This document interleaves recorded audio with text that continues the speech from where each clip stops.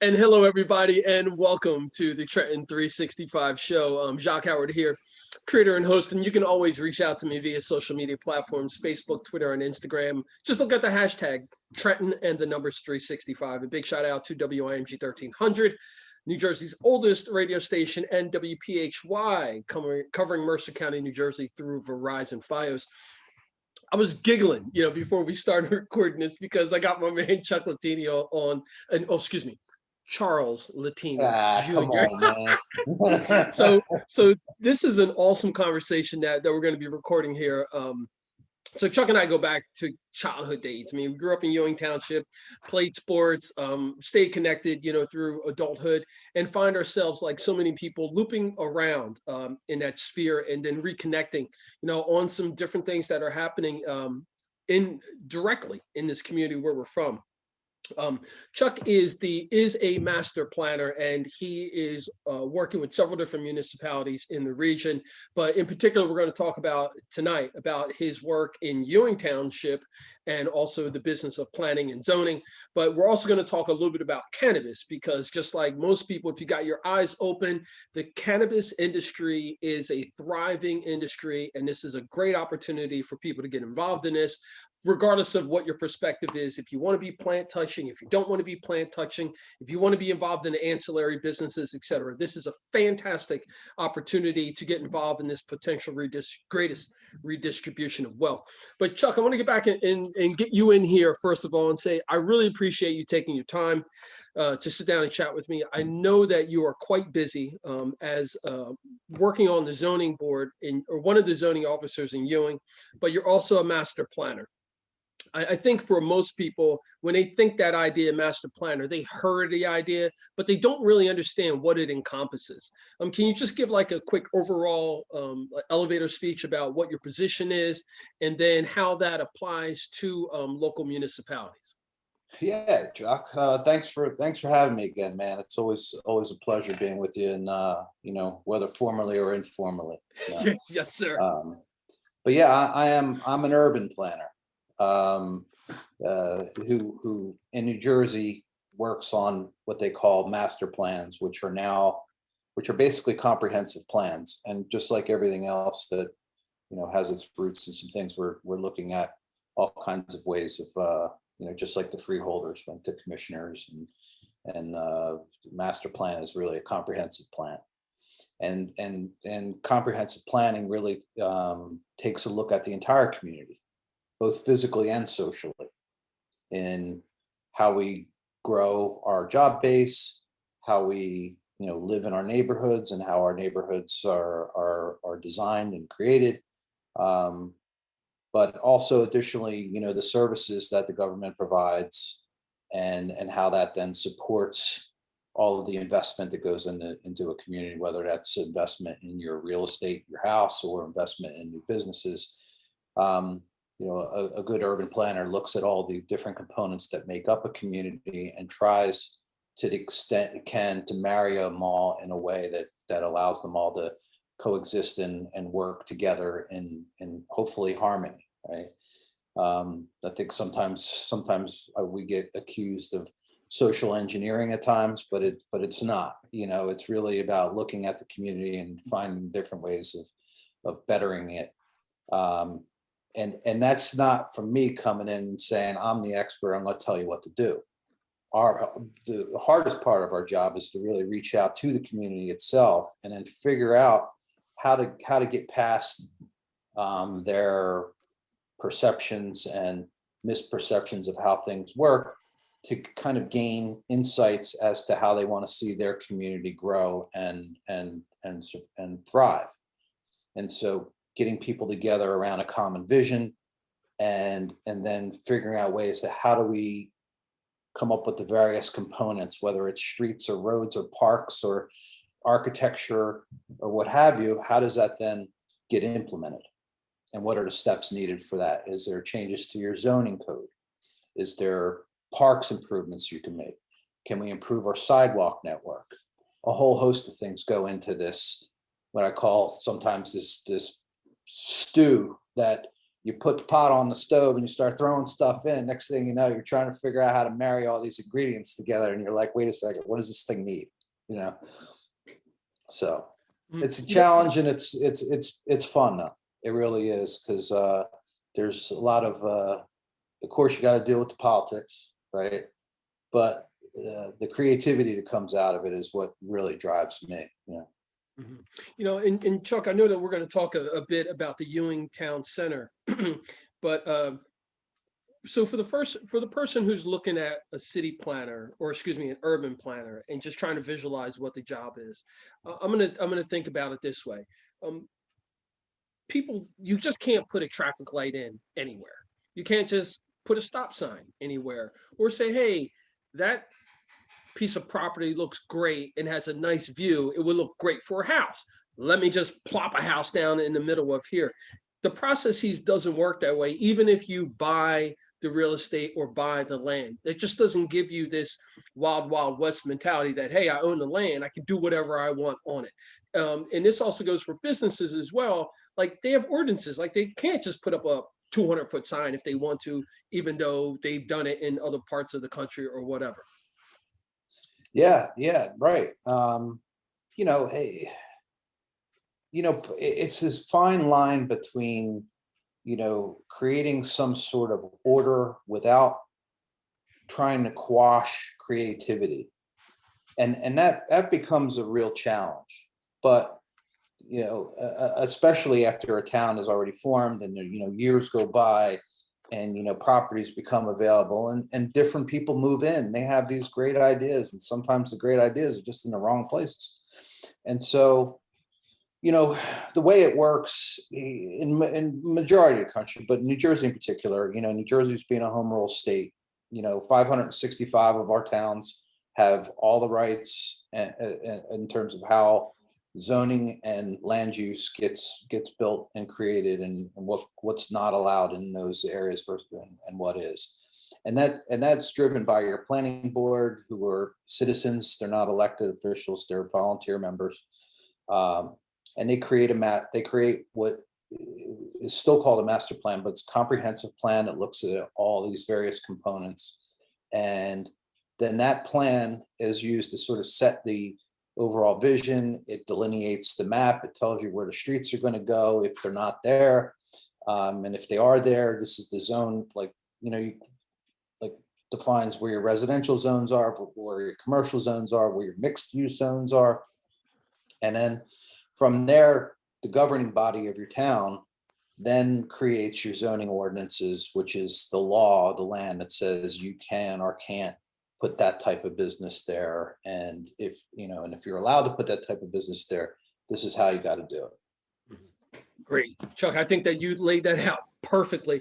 And I think for the folks who are in the listening and viewing audience and maybe like, well, I want to voice my opinion. I want to say what I want to do.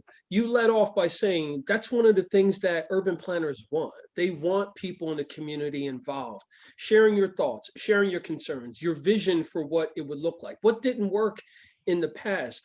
And why do you think it's so difficult for people to want to take that step to come to a meeting and share their thoughts?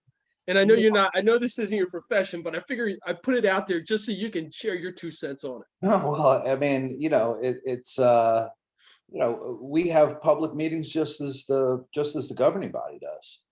And, what drives a person to get out of their house at 6, 7 o'clock at night, usually is the only time that happens is out of fear that they're going to do something that's going to screw you up somehow. So you go to City Hall and you're mad as hell and you're going to tell them what's up. Rarely do you go, oh, well, things are fine. Let me go see what they're doing down at City Hall, and then sit there and listen through all the other stuff that they got going on.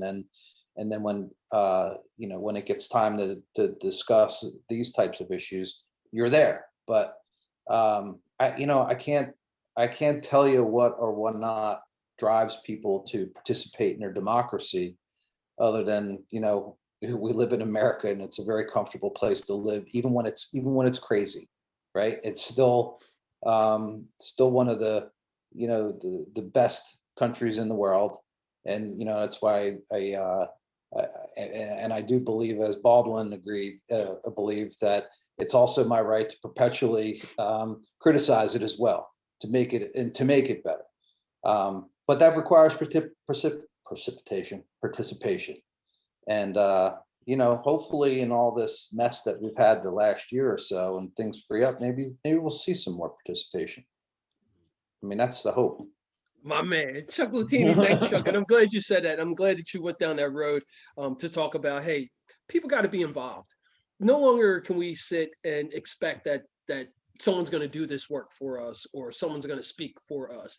We got to take the initiative and to do those things for ourselves to make sure that our voice is heard. I know that we could talk for hours, and we're fortunate that we're not in a spot where we could have some adult beverages because we might be here all night long. But I want to talk to you about Ewing Town Center, and first of all, maybe you need to give me the official name that was decided on it, and talk about where we are with that, because I know there's a lot of folks in the area who see the work that's being done there. You and the township have done a wonderful job of putting out as much information as possible about the site, but there's still people who don't quite know what's going on the former General Motors Fisher Body Plant site. Yeah, I'm happy to talk about that. Just as participation's hard, collaboration and information dissemination is equally hard when your 9 to 5 work hours are flying by, and then you got to try to figure out, well, how do I then take all the things that I know and ensure the public knows what's going on. And so, while I think, anybody can go to the township's website and see the plan that was approved by the board, staying up to date and keeping a more fresh message forward is something we all need to do better at. And I think the mayor of Ewing, Bert Steinman, would probably agree with that. And so that said, the town center is the Ewing Town Center, ETC for short, etc. Which ended up being a really nice marketing sort of, live, work, play, etc. Yeah. So it's worked out from a number of different perspectives. But since that first memo I dug up in my old files from like when I got out of college, I gave Al Bridges, remember Mayor Bridges? Yeah. Gave a memo, said that General Motors plant is closing and we need to reimagine what the heart of our town is going to be. That was it was a job center, and it wasn't going to ever be that again. And I said, there's an opportunity for us to create a new type of center. And so I was 96, brother. That was, yeah. And so it wasn't until I came back, 10 years ago or so as their township planner, that we were able to put together a plan that, called for, the redesign of the whole site. And that includes, yes, 1,200 housing units. Sounds like a whole hell of a lot of units, but it is on 80 acres. And there's around 120,000 square feet of commercial space attached to that as well. So coming off the traffic light that's immediately in front, which is right at the Marazzo's, that the old Frickin' Tavern traffic light, you come in off the site, there'll be two buildings similar to Robbinsville in their positioning to the sidewalks. It'll be 4-story mixed use buildings right on that street with ground floor retail, carrying you into, what it hopefully would be Ewing's version of Palmer Square. Mm-hmm. And with businesses and the like wrapping around the green, which is a little over an acre of public space that will be programmed with concerts and open lawn space when there's not activities going on. But it's designed so that a concert can be situated in that. And when you see the plan, it's kind of like diamond shaped. Mm-hmm. So you could have a stage on one end, and the lawn is graded so that the people in the back can easily see over people's heads. And then so all the streets coming off of that, then sort of are hung with townhouses and various pocket park green spaces throughout the entire development for the residents themselves. So while there's the public green, there's also public spaces for the residents that are going to be living in on the site proper. And then, as that road comes in, goes around the green, it also goes out and around and connects back over the railroad tracks to the West Trenton train station. Mhm. So somebody living there could easily get to the train if they work in Philly and beyond. And then from there, it'll also connect to where Scotch Road comes in at where the Wawa is. Mm. So it meets in that back end corner. And so traffic then is dealt with in a way that's not putting all of it on Parkway Avenue, but dispersing it onto Sullivan Way and Scotch Road equally. We had to invest in that road because if we didn't, the traffic and everything wouldn't have worked for Parkway Avenue, which is going to be, as a lot of people seen, has already been given a road diet. So it's one lane now. There'll be on-street parking in front of where the new mixed-use buildings will go. And from there, we thought of it more as, okay, here's the core. Now, what do we do for the rest of the community? How does this then work with, and how is the other residents that surround this able to take advantage of that? Whether it's, within West Trenton neighborhood itself, and making sure pedestrians can walk from their house and get through to the town center without having to drive their car, to the various bike and pedestrian walkways that we have that's going to connect up through John Watson Park on the way to the College of New Jersey.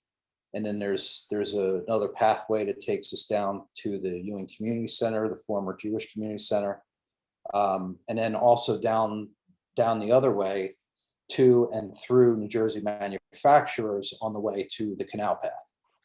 So we thought about how then, the roots of this tree could then sink into the rest of the community and everybody could kind of work symbiotically with it. And that's the goal. Fingers crossed. I mean, it's coming around. It's coming together very nicely. We have a developer who, has done a lot of multifamily garden style apartment buildings. And when they came in, I said, if you guys are really going to come into this project, we want the thing built, obviously, right? So we were positioning ourselves to get the job done, but you had to be clear to the investors that this is a town center first, and an apartment complex is not part of this equation.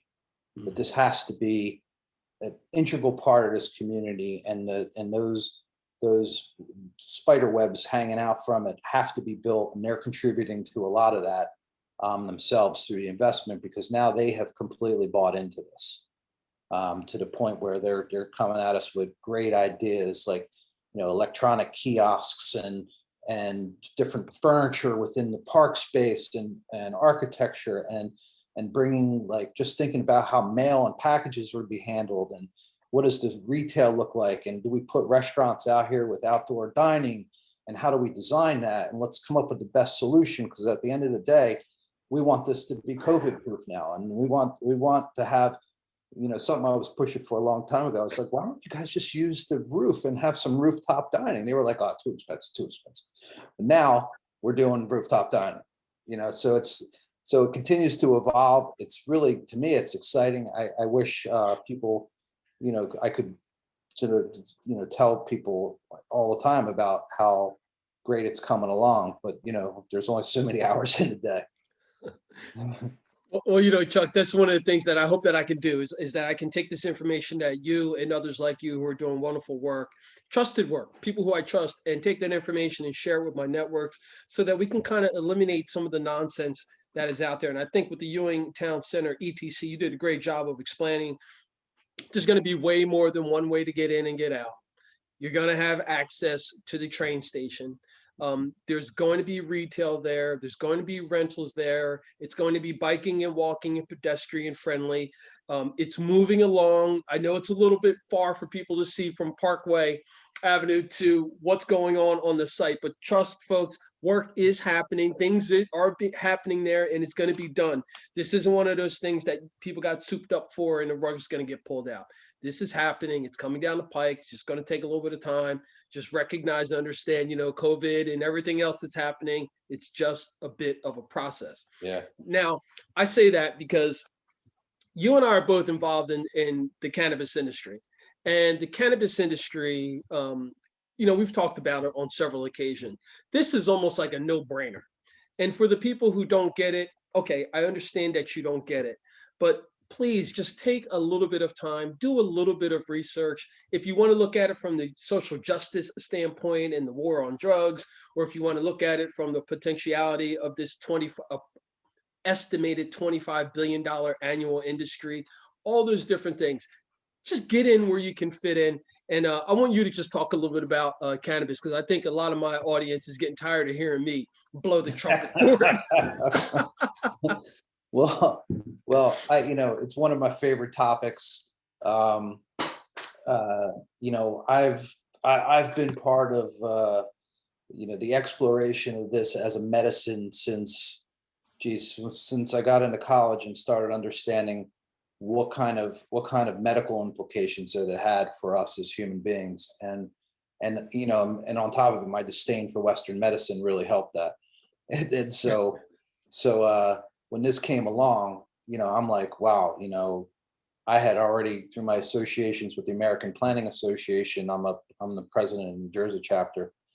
I watched Colorado and Washington and Oregon and California go through their medical into their adult use programs, and talk to all my colleagues that sit in the same positions that I do, out there in land use planning and zoning, and really started to understand the economic implications of it.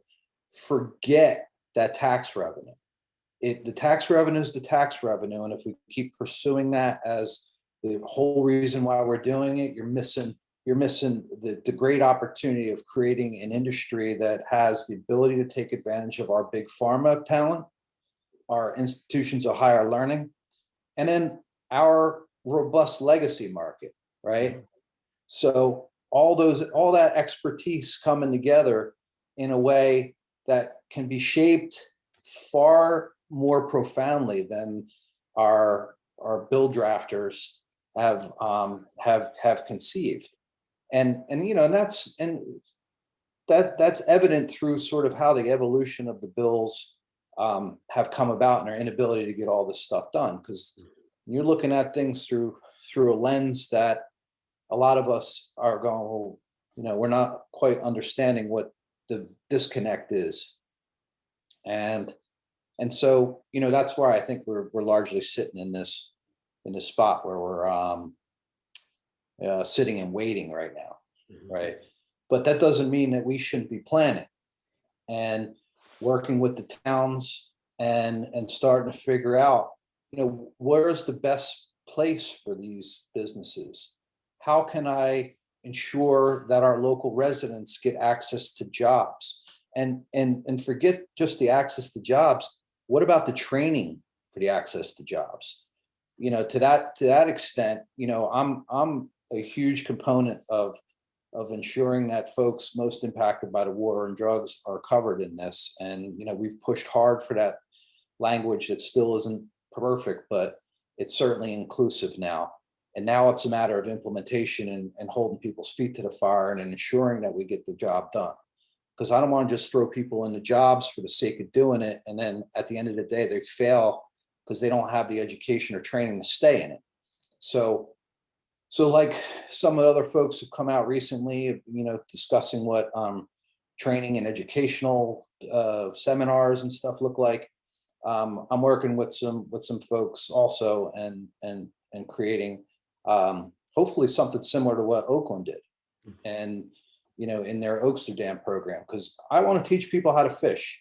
It's not about growing weed. It's about honoring the medicine and running this as, a legitimate business that can have far more reaching impacts than our elected bodies are looking at right now.